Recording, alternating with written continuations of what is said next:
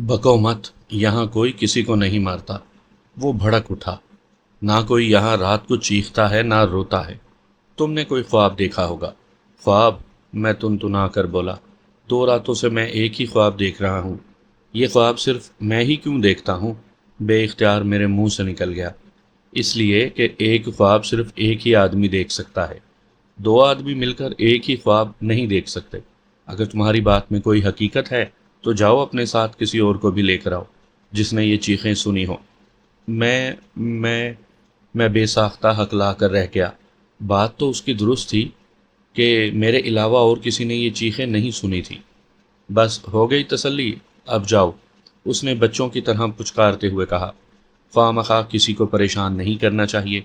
परेशान तो तुम लोग मुझे कर रहे हो। मैं कहता हूँ यहाँ से रात को रोने और चीखने की आवाज़ें आती हैं। तुम अब भी अपने बात पर अड़े हुए हो।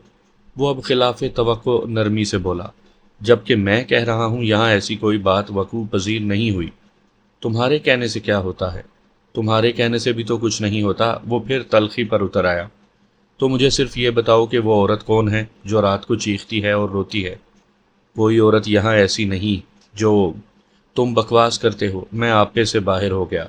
यहाँ पर रात कोई इस बुरी तरह चीखता है कि खौफ के मारे दम घुटने लगता है, जान निकलने लगती है। बुलाओ उस औरत को जो तुम्हारे जुल्म का शिकार हो रही है। मैं उसे मिले बगैर नहीं जाऊंगा।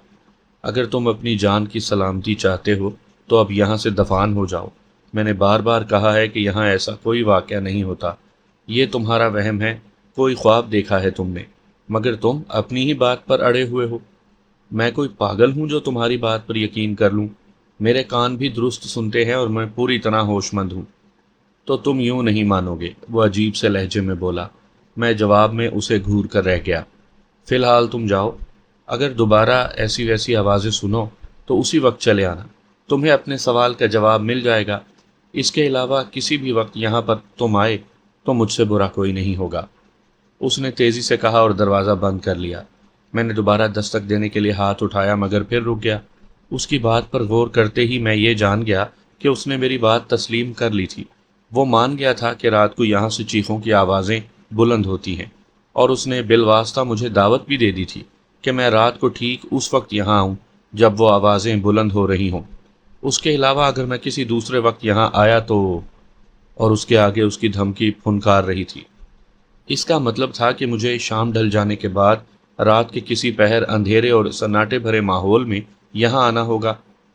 तभी ये पता चल सकेगा कि वो औरत कौन है, क्यों रोती है और क्यों चीखती है। मैं झटके से पलटा और लरसता कांपता अपने कमरे में लौट आया। ये लोग ज़रूर किसी मजलूम औरत पर जुल्म कर रहे हैं। हो सकता है उन्होंने उसे कहीं से अगवा कर लिया हो, उससे ज़बरदस्ती शादी करना चाहते हों। वो मानती ना होगी और ये उस पर सितम ढाते होंगे। सोचों की अजीब अजीब लहरें थी जो मुझे अपने साथ बहाए ले जा रही थी। कभी जहन किसी तरफ निकल जाता और कभी किसी तरफ।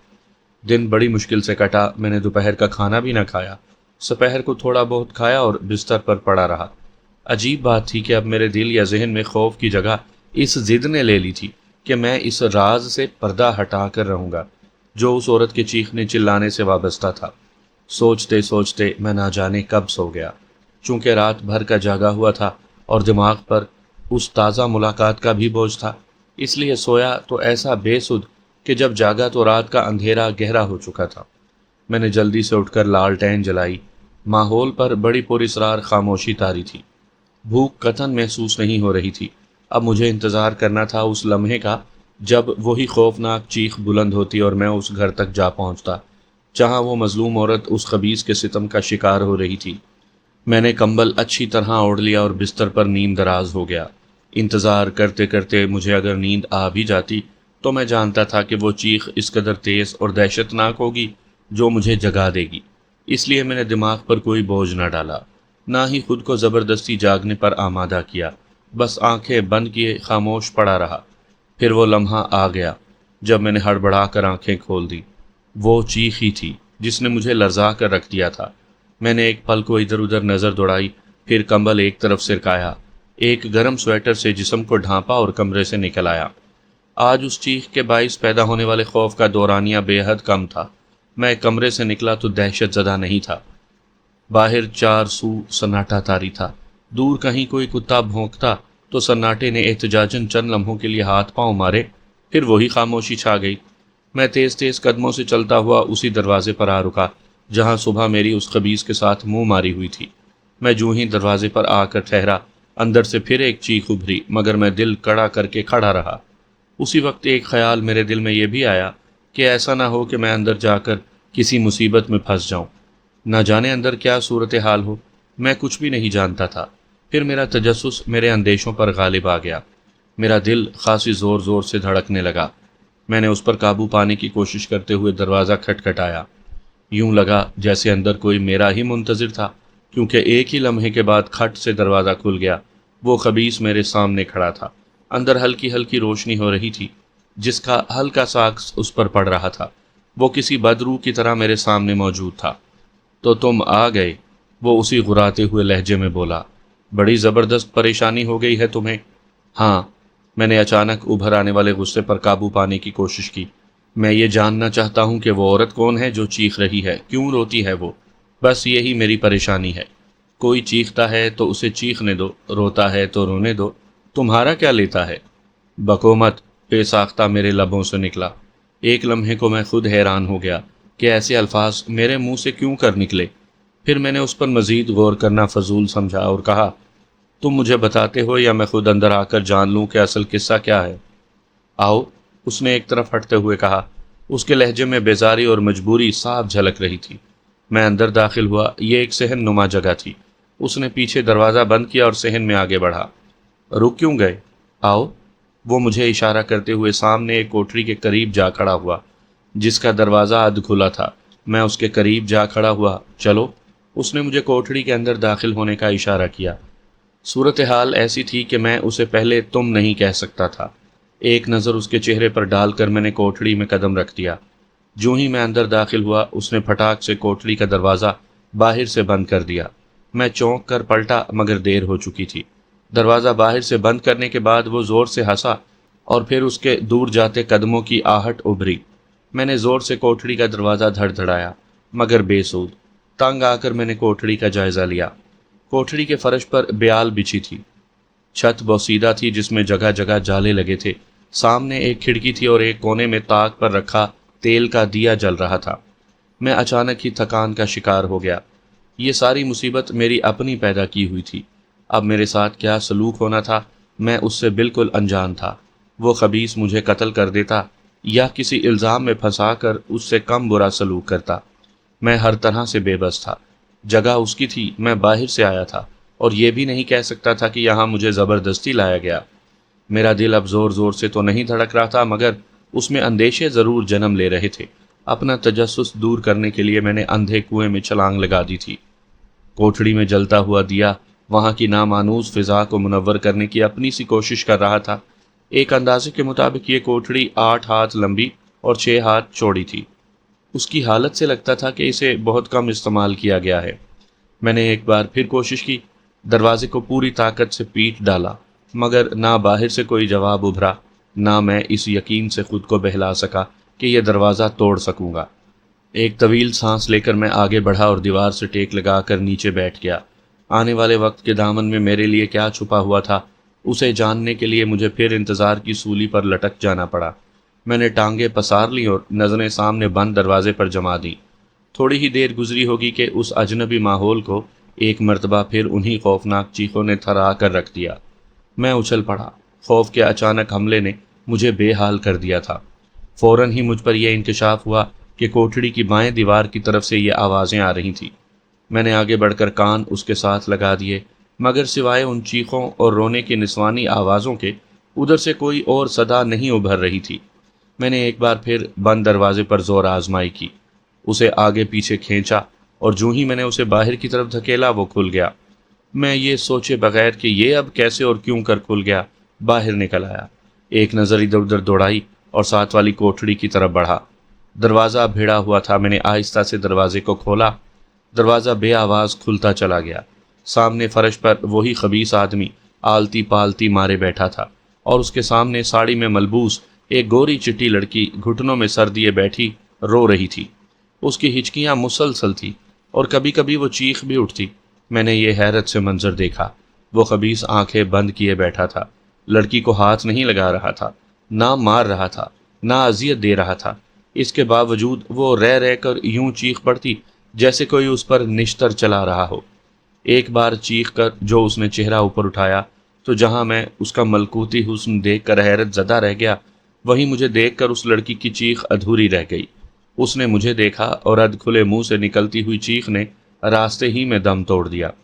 ساتھ ہی اس کے اذیت سے زرد ہوتے چہرے پر حیرت نے جنم لیا۔ ہم دونوں ایک دوسرے کو حیران حیران نظروں سے دیکھ رہے تھے۔ میں تو اس کی حالت پر حیران تھا، اور وہ شاید ایک اجنبی کو وہاں کھڑے دیکھ کر۔ اس خبیث نے اچانک وہاں میری موجودگی کو محسوس کر لیا۔ اس نے پٹاخ سے آنکھیں کھولی، پہلے سامنے بیٹھی لڑکی کو گھورا، پھر اس کی نظروں کے تعاقب میں مجھ تک آیا اور مجھے وہاں کھڑے دیکھ کر بڑے عجیب سے انداز میں مسکرایا۔ میں نے اس کے باخبر ہوتے ہی اپنی جگہ سے حرکت کی، تیزی سے آگے بڑھا اور اس لڑکی کے قریب جا پہنچا۔ وہ اتنی حسین اور نازک تھی کہ میں اس کے سحر میں ڈوبا جا رہا تھا۔ مجھے آگے بڑھتے دیکھ کر بھی وہ خبیث اپنی جگہ سے ہلا نہ، اس نے مجھے روکا۔ شاید یہ سب کچھ اس کی مرضی کے مطابق ہو رہا تھا۔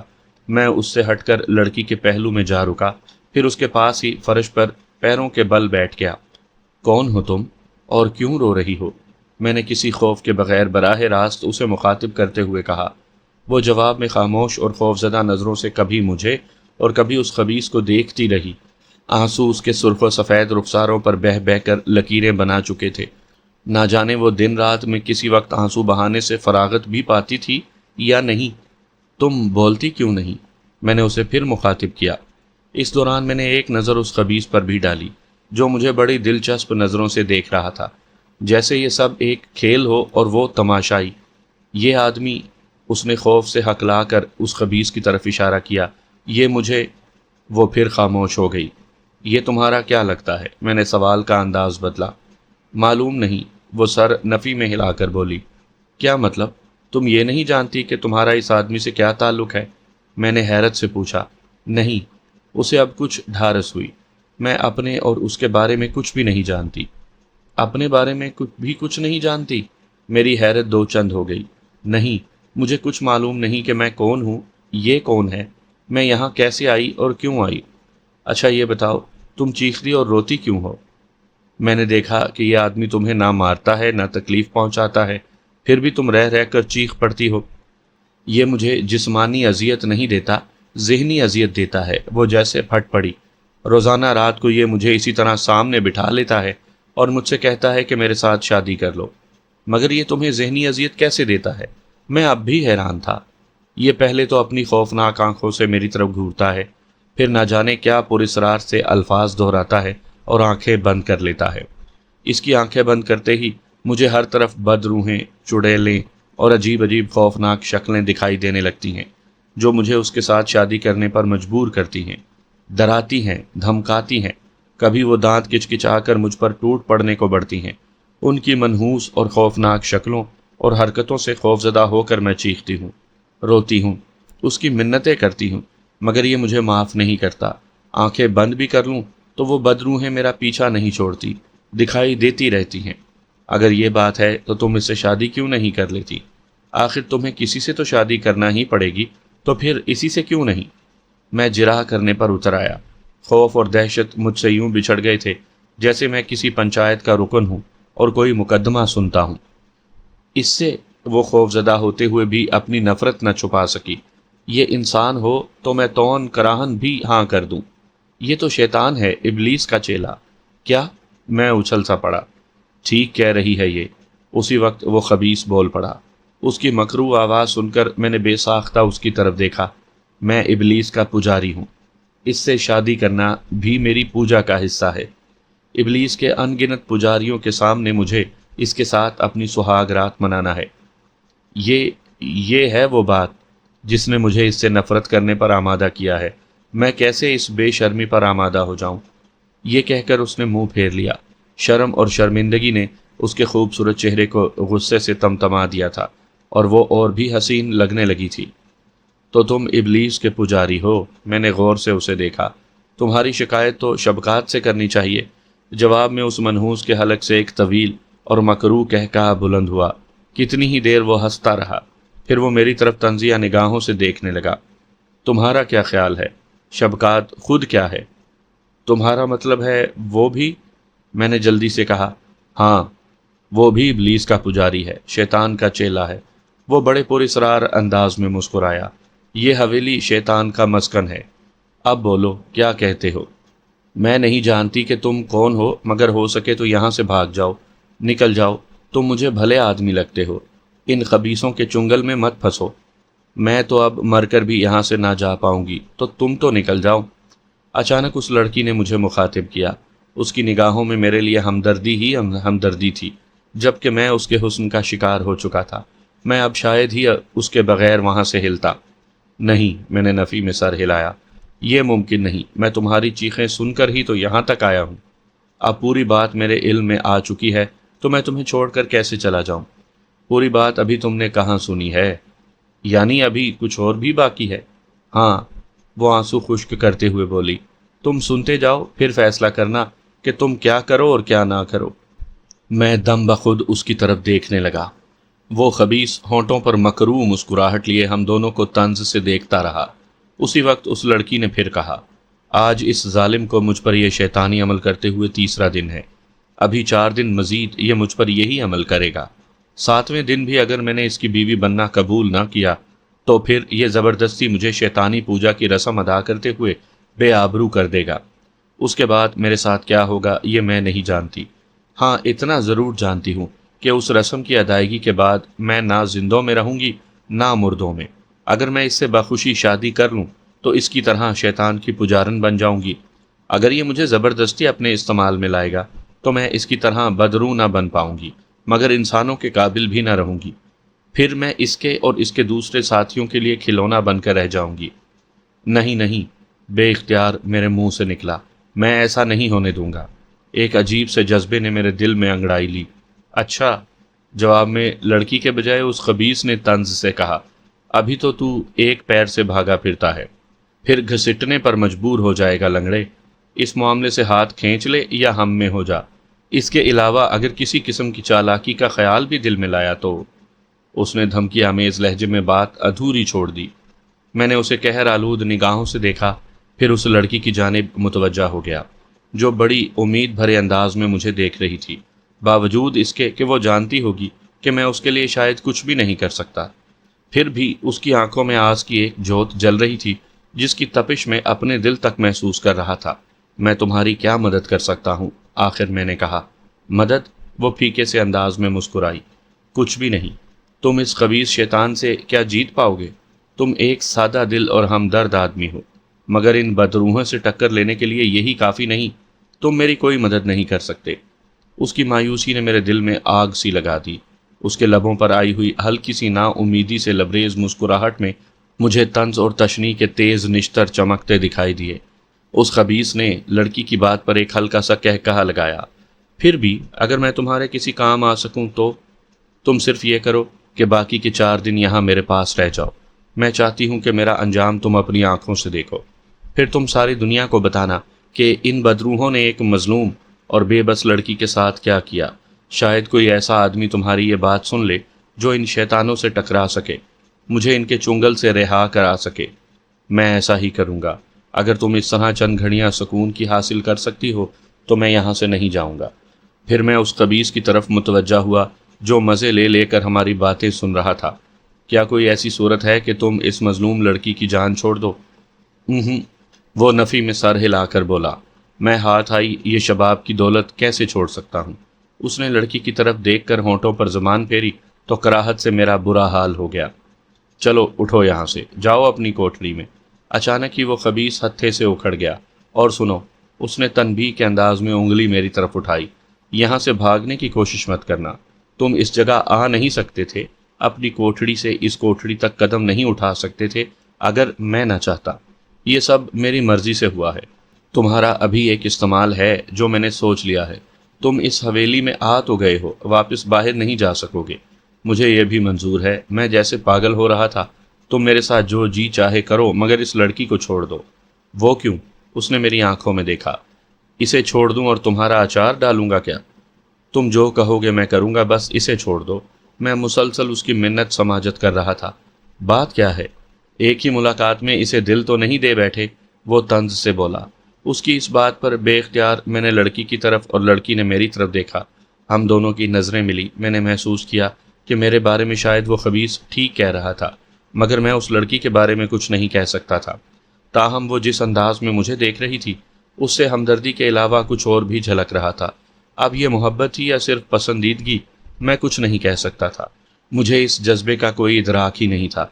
چلو اٹھو، صبح ہونے والی ہے، اب تم اپنی کوٹھری میں جاؤ، مجھے بھی آرام کرنا ہے۔ وہ خبیث اٹھ کھڑا ہوا۔ میں اپنی کوٹھری میں رہوں یا یہاں، اس سے کیا فرق پڑتا ہے؟ میں تمہارا کیا بگاڑ سکتا ہوں؟ میں نے جیسے اس سے وہاں رکنے کی اجازت مانگی۔ ہاں، کہہ تو تم ٹھیک رہے ہو، تم بھلا میرا کیا بگاڑ سکتے ہو؟ اس کے لہجے میں حقارت ہی حقارت تھی۔ ٹھیک ہے، یہاں رہو یا وہاں، مگر صحن پار کرنے کی کوشش نہ کرنا، ورنہ اپنی حالت کے تم خود ذمہ دار ہوگے۔ کتے سے بدتر ہو جاؤ گے اگر بھاگنے کی کوشش کی۔ وہ دروازے سے نکلا تو میں بھی اس کے پیچھے پیچھے چلا آیا۔ مجھے حیرت اس بات کی تھی کہ میں اس خبیث یا وہاں کے ماحول سے اب قطعاً خوف زدہ نہیں تھا۔ میں تو بس اس لڑکی کے چکر میں دیوانہ ہو رہا تھا۔ اس کی بڑی بڑی آنکھیں میرا سب کچھ لوٹ کر لے گئی تھی۔ اگر یہ محبت تھی تو میں اس سے انکار نہیں کر سکتا تھا۔ میں اس کے ساتھ دونوں کوٹھریوں کے سامنے بڑے سے کمرے میں چلا آیا، جو شاید اس کا آرام کرنے کا کمرہ تھا۔ صحن میں جھانک کر دیکھا، صبح کاذب کی سفیدی جنم لے رہی تھی۔ سردی یہاں اس قدر شدید معلوم نہیں ہوتی تھی جتنی اس حویلی سے باہر۔ نہ جانے اس کی کیا وجہ تھی؟ شاید ان بدروحوں کی وہ جہنمی تپش ماحول پر اثر انداز ہوتی تھی جس کے وہ شکار ہو چکے تھے۔ وہ کمرے میں آ کر بستر پر لیٹ گیا۔ میں خاموش اس کے بستر کی پائنتی پر کھڑا ہو گیا۔ اب کیا ہے، جا کر سو جاؤ تم بھی، رات کو بات کریں گے۔ اس نے بھاڑ سا منہ کھول کر جمائی لی۔ میں پوچھنا چاہتا ہوں کہ تم یہ سب کیوں کر رہے ہو؟ ساری بات وہ لڑکی تمہیں کھول کر بتا تو چکی ہے، پھر بھی تم میرا سر کھانے آ گئے۔ جاؤ، بھاگ جاؤ۔ میں نے پہلے بھی کہا، اب بھی کہتا ہوں کہ ہمارے ساتھ شامل ہو جاؤ، عیش کرو گے۔ مگر وہ لڑکی، تم ہمارے ساتھ شامل ہو نہ ہو، وہ لڑکی نہ یہاں سے جا سکتی ہے نہ تمہیں مل سکتی ہے۔ ہاں، پوجا کی رسم کے بعد وہ میرے علاوہ تمام ساتھیوں کے لیے بھی استعمال ہوگی۔ اگر تم میرے ساتھیوں میں شامل ہو جاؤ تو تم بھی اس کے شباب سے لطف اٹھا سکو گے۔ یہ تو میں نہیں ہونے دوں گا، میں نے بے اختیار ضد کے انداز میں کہا۔ اچھا، وہ ایک دم بستر پر اٹھ کر بیٹھا۔ مجھے جانتے ہو؟ ہاں، تم ایک بدروح ہو، شیطان کے پجاری ہو، میں نے بے خوفی سے کہا۔ پھر بھی تم مجھ سے نہیں ڈرتے، برابر بحث کر رہے ہو اور اس لڑکی کے حمایتی بنے ہوئے ہو۔ ہاں، میں نہیں جانتا کہ میں ایسا کیوں کر رہا ہوں، مگر میرا دل مجھے ایسا کرنے پر اکسا رہا ہے۔ یہ دل بڑی نامراد شے ہے، اسی کے ہاتھوں تو میں مجبور ہو کر اس کے ساتھ یہ سب کرنے جا رہا ہوں۔ دیکھو، جب وہ تم سے شادی پر آمادہ نہیں ہے تو تم اسے کیوں تنگ کرتے ہو؟ اسے چھوڑ دو، اپنے جیسی کسی بدرو سے شادی کر لو نا۔ بکو مت، وہ دھاڑا۔ تم کون ہوتے ہو مجھے ایسے بیہودہ مشورہ دینے والے؟ چلو بھاگو ادھر سے، اب میں مزید تمہاری بکواس سننے کے لیے تیار نہیں ہوں، نکلو یہاں سے۔ اس نے بستر سے نیچے قدم رکھا اور مجھے کسی کھلونے کی طرح بازو سے تھام کر دروازے کی طرف دھکیل دیا۔ میں کسی خزاں رسیدہ پتے کی طرح اڑتا ہوا کمرے سے باہر آ گرا۔ کھٹاک سے دروازہ بند ہو گیا۔ میں حیرت سے دیکھتا رہا کہ اس نے دروازے کو ہاتھ لگائے بغیر کیسے بند کر لیا۔ پھر مجھے خیال آیا کہ وہ تو بدرو ہے، کچھ بھی کر سکتا ہے۔ اسی وقت مجھے اس کی طاقت کا بھی خیال آیا۔ اس نے مجھے ایک ہی جھٹکے میں کمرے سے باہر پھینک دیا تھا۔ میں کوئی دبلا پتلا آدمی نہیں تھا، جوان تھا، اچھے خاصے جثے کا مالک تھا۔ یہ بھی اس کی شیطانی قوت کا کرشمہ تھا۔ میں کرا کر اٹھا، ہڈی پسلی بچ گئی تھی، یہی بہت تھا۔ کپڑے جھاڑ کر میں نے 10 قدم دور صحن کی جانب دیکھا۔ آسمان سے ظاہر ہونے والی صبح کاذب کی سفیدی مٹ رہی تھی۔ ایک بار خیال آیا کہ وہاں سے نکل جاؤں، بھاگ جاؤں، خواہ مخواہ پرائے پھڈے میں ٹانگ پھنسا کر کہیں دوسری ٹانگ بھی فالج زدہ نہ کروا بیٹھوں۔ پھر میری نظر اس لڑکی کی کوٹھڑی کی طرف اٹھ گئی۔ میں نے سر جھٹک کر تمام اندیشوں کو جیسے دماغ سے نکال پھینکا اور اس کی کوٹھڑی کی طرف بڑھ گیا۔ وہ اب بھی فرش پر بیٹھی تھی، گھٹنوں پر چہرہ ٹکائے، وہ دروازے ہی کی طرف دیکھ رہی تھی۔ مجھے آتا دیکھ کر وہ اپنی جگہ سے نہیں ہلی، بس مجھے اپنی خاموش نگاہوں سے گھورتی رہی۔ میں اس کے قریب ہی زمین پر بیٹھ گیا۔ کیا یہاں سے فرار ہونے کا کوئی راستہ نہیں؟ میں نے ہلکی آواز میں پوچھا۔ نہیں، اس نے سر اٹھایا۔ صحن کی طرف جاؤ تو ایک دم بدروحوں کا جتھا حملہ آور ہو جاتا ہے، مگر وہاں تو کوئی ہے ہی نہیں، صحن خالی ہے، میں نے اسے بتایا۔ بھولے ہو تم، وہ مسکرائی تو مجھے لگا کہ اس کے دل کے زخم رسنے لگے ہوں۔ بدروحیں دکھائی نہ دیں یہ بھی ان کے بس میں ہے۔ ادھر تم نے صحن میں قدم رکھنے کی کوشش کی، ادھر وہ چیختی غراتی تم پر ٹوٹ پڑیں گی۔ میں کئی بار کوشش کر چکی ہوں، کوئی فائدہ نہیں ہوا۔ اوہ، میں نے ہونٹ سکیڑے۔ اچھا یہ بتاؤ کہ ارد گرد کے تمام مکانوں میں سے صرف میں ہی تمہاری چیخیں کیوں سن پایا؟ کسی اور کو تمہاری آواز کیوں نہیں سنائی دیتی؟ یہ بھی اس خبیث کا کوئی کرتب ہوگا۔ اس کو تمہاری ضرورت ہوگی اس لیے صرف تم تک میری آواز پہنچاتا رہا، ورنہ تو میں 3 راتوں سے مسلسل رو رہی ہوں۔ دن میں بھی چیختی رہی ہوں کہ شاید باہر سے کوئی راہگیر میری آواز سن کر اندر آنے کی کوشش کرے، مگر سب لا حاصل ہے۔ اس کا مطلب یہی ہے کہ وہ خود چاہتا تھا کہ تم یہاں آؤ۔ اس کی بات میں وزن تھا۔ میں نے ذرا دیر سوچا اور اس سے متفق ہو گیا۔ واقعی یہ سب ایک سوچی سمجھی سازش تھی، ورنہ وہ مجھے رات کو یہاں آنے کی دعوت نہ دیتا۔ تمہاری رہائی کی کوئی صورت ہوتی تو میں جان دے کر بھی تمہیں یہاں سے نکال دیتا، مگر میں مایوسی سے چپ ہو گیا۔ تم کیوں ایسا کرتے؟ اس نے میری آنکھوں میں جھانکا۔ معلوم نہیں، میں نے ان آنکھوں کی مستی چراتے ہوئے کہا۔ میں خود نہیں جانتا کہ میں تمہارے لیے اتنا جذباتی کیوں ہو رہا ہوں۔ میں جانتی ہوں، اس نے ایک آہ بھری، مگر اس کا فائدہ؟ کیا جانتی ہو تم؟ میرا دل دھڑک اٹھا۔ اور یہ فائدے والی کیا بات ہے؟ میں تمہیں یہ بتا کر خوش تو کر سکتی ہوں کہ تم شاید مجھ سے محبت کرنے لگے ہو، مگر ساتھ ہی یہ کہہ کر میں تمہارا دل نہیں توڑنا چاہتی کہ میں بھی تمہیں پسند تو کرنے لگی ہوں، لیکن تم مجھے حاصل نہیں کر سکو گے۔ میرا سارا بدن جھنجھنا اٹھا۔ اس کی پسندیدگی کا اقرار ہی میرے لیے بہت تھا۔ اس جذبے کی صداقت نے مجھے اندر باہر سے سیراب کر دیا۔ تمہیں حاصل کرنا ہی میرا مقصد نہیں ہے، اگر یہ محبت ہے تو بھی میں صرف یہ چاہتا ہوں کہ کسی طرح تم اس عذاب سے چھٹکارا پالو۔ مجھے ملو یا نہ ملو، ان بدروحوں اور شیطانوں سے دور چلی جاؤ، ان کے چنگل سے نجات پا جاؤ۔ میں ان کے چنگل میں پھنس چکی ہوں، نکل نہیں سکتی۔ ہاں مگر ایک صورت ہے کہ میں ان کے ہاتھ نہ ہوں، ان میں رہ کر بھی ان جیسی نہ ہو سکوں۔ وہ کیا؟ میں نے تجسس سے پوچھا۔ کیا تم ایسا کر سکو گے؟ اس کے لیے مجھے تمہاری مدد کی ضرورت ہے۔ اس نے میری طرف بڑے غور سے دیکھا۔ تم کہہ کر تو دیکھو، میں جان پر کھیل جاؤں گا۔ میں نے اسے وارفتگی سے دیکھتے ہوئے کہا۔ تو سنو، اس کا ایک ہی طریقہ ہے۔ اس نے آنکھیں چرا لی۔ میں اس کے بولنے کا مزید منتظر تھا۔ چند لمحے خاموشی میں گزر گئے۔ اب وہ مجھ سے آنکھ نہیں ملا رہی تھی، اس نے چہرے کا رخ پھیر لیا تھا۔ بولو نا، میں تمہاری بات سننے کے لیے بیتاب ہوں۔ میں نے بے صبری کا مظاہرہ کیا۔ طریقہ صرف یہ ہے کہ تم مجھے بے آبرو کر ڈالو، اس نے دھیرے سے مگر تیزی سے کہا۔ کیا؟ میں یوں اچھلا جیسے کسی بچھو نے مجھے ڈنک مار دیا ہو۔ پوری بات تو سن لو، وہ اسی رخ بیٹھے ہوئے بولی۔ میں نے اپنی حیرت پر قابو پایا اور اس کی طرف دیکھتا رہا۔ اگر تم ایسا نہیں کر سکتے تو دوسرا طریقہ یہ ہے کہ تم مجھے مار ڈالو۔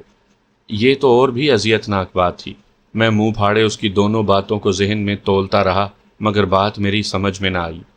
کیا تم اپنی بات کی وضاحت کرو گی؟ میں کچھ بھی سمجھ نہیں پایا۔ یوں سمجھو، اب اس نے میری جانب رخ پھیر لیا۔ اس کے چہرے پر چھا جانے والی شرمندہ سی حیا نے اسے اور بھی خوبصورت کر دیا تھا۔ اگر تم مجھے اس خبیث سے پہلے استعمال کر لیتے ہو تو میں اس کے کام کی نہیں رہوں گی۔ اسے اپنی شیطانی پوجا کے لیے کنواری لڑکی کی ضرورت ہے۔ اگر میں پوجا سے پہلے کنواری نہ رہوں تو اس کے لیے بیکار ہو جاؤں گی۔